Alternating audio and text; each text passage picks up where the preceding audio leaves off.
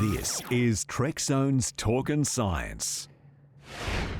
Trekzone membership is available via the join button under each video on YouTube or via the trek.zone/support. Plus Trekzone's on Twitter, Facebook, Instagram, and your favourite podcast feed. Find us, like, follow and subscribe. Welcome to Talkin Science.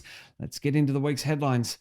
It's a trio of launch stories to kick us off. Firstly, the Australian government has granted approvals to launch two suborbital Kestrel 1 rockets from the Whalers Way Orbital Launch Complex in the coming months.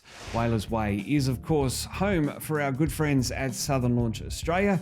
The VSO2 and VSO3 missions will fly the experimental Kestrel 1 rockets along suborbital trajectories to incrementally test the rocket design under different operating conditions.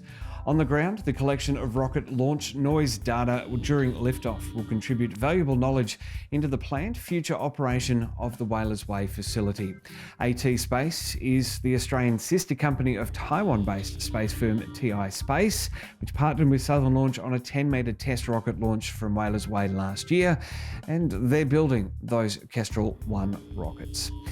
NASA is targeting no earlier than August 29 for the launch of the Space Launch System rocket to send the Orion spacecraft around the moon and back to Earth. The mission will take place over the course of about 6 weeks to check out systems before crew fly aboard on Artemis 2. The uncrewed Artemis 1 will be the first in a series of increasingly complex missions to the moon in preparation for human missions to Mars. Through Artemis, NASA will land the first woman and the first person of colour on the moon, paving the way for a long-term lunar presence and serving as a stepping stone to send astronauts to Mars. We will be keeping a close eye on Artemis and bringing you all of the developments right here on Trekzone. Well, the first spacecraft selected for funding by the Australian Space Agency has been booked with launch service provider ISI Space to blast off on the Falcon 9 Transporter 8 rocket in April next year. SpIRIT is being designed and built by a consortium led by the Melbourne Space Laboratory at the University of Melbourne, with participation from Australian industry partners and the Italian Space Agency. It'll operate in orbit for 2 years, demonstrating the long-term performance of Australian-made space technology.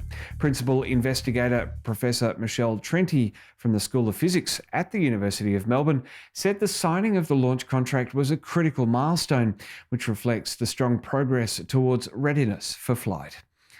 China has once again opted to let a huge rocket stage fall back to Earth on its own, breaking from international convention. It's the third time in 3 years the Chinese Space Agency has allowed the first stage of the Long March 5B booster to go uncontrolled, and it comes just a few weeks after the impact site from a years-old booster was discovered on the moon. US Space Command, the 18th Space Defense Squadron, and Aerospace Corporation are yet to issue alerts for this tumbling hunk of space debris, and while the risk is minimal of any casualties, it's never zero. And the size of this booster stage makes it one to watch as well.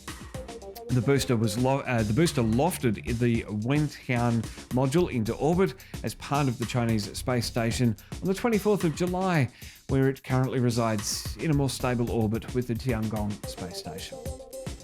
Macquarie University, with support from Chinan Australia, has unveiled the Huntsman telescope, a first-of-its-kind array in the Southern Hemisphere to study the faintest, most elusive clues to better understand galactic life cycles. Located at the Siding Spring Observatory near Coonabarabran in western New South Wales, the Huntsman telescope will perform deep southern sky surveys to provide researchers with a unique understanding about galaxy formation and evolution, how galaxies form and how they grow, how they engage with structures that surround them, and what happens when galaxies collide. Inspired by the innovative Dragonfly telephoto array based in the US, the Huntsman telescope comprises Canon EF 400mm super telephoto lenses, which are usually used by professional sports or wildlife photographers. An international research team have found a way to produce aviation fuel using water, carbon dioxide, and sunlight. The researchers built a tower that uses solar energy to produce a synthetic alternative to fossil-derived fuels like kerosene and diesel. The fuel that's produced is fully compatible with the existing aviation infrastructure for fuel storage, distribution, and use in jet engines. While the system is currently only able to convert around 4% of the solar energy into fuel, the team say they are working on improving this efficiency to over 15%. With the aviation sector responsible for about 5% of global emissions causing climate change, it relies heavily on kerosene or jet fuel, which is a liquid hydrocarbon typically derived from crude oil. Currently, no clean alternative is available to power long-haul commercial flights at the global scale.